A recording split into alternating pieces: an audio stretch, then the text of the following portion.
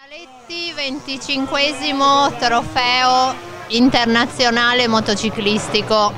ASI, 200.000 iscritti. Siamo col dottor Palmino Poli che ci racconta come si svolge la manifestazione quest'oggi qui ad Ospedaletti. Buongiorno.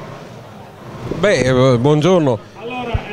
Prima di tutto mi piacerebbe dire che più che 200.000 iscritti sono 200.000 appassionati, no? L'ASI, l'Automobile Club Storico Italiano, non conta il numero degli iscritti, ma conta veramente, ci tiene molto il numero degli appassionati. Appassionati che coprono un grande periodo della storia di tutto quello che è stato l'evoluzione legata alla locomozione, quindi le moto, le auto, gli aerei, i motoscafi, ma in modo particolare io mi occupo delle moto, che è stata una parte integrante. Quindi le moto sono una parte proprio dello sviluppo, della mobilità, del modo del dopoguerra, soprattutto hanno influito moltissimo sulla ripresa economica, e in questo modo in particolare qua invece vediamo una cosa un po' particolare, che è il circuito, che sono le moto da corsa.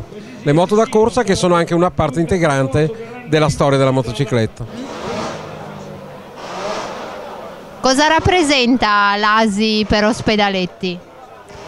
L'ASI Ospedaletti è dalla prima edizione, non dalla prima perché in effetti, ma dal recupero del continuamento della storia del circuito di Ospedaletti, e sono insieme, e questo rappresenta un connubio molto importante. Ma sa, Ospedaletti è una chicca. Ospedaletti è una chicca non solo per la sua capacità storica di aver rappresentato un punto di riferimento per le moto, ma anche per le automobili in passato, ma anche e soprattutto perché si svolge un circuito in un contesto del tutto particolare.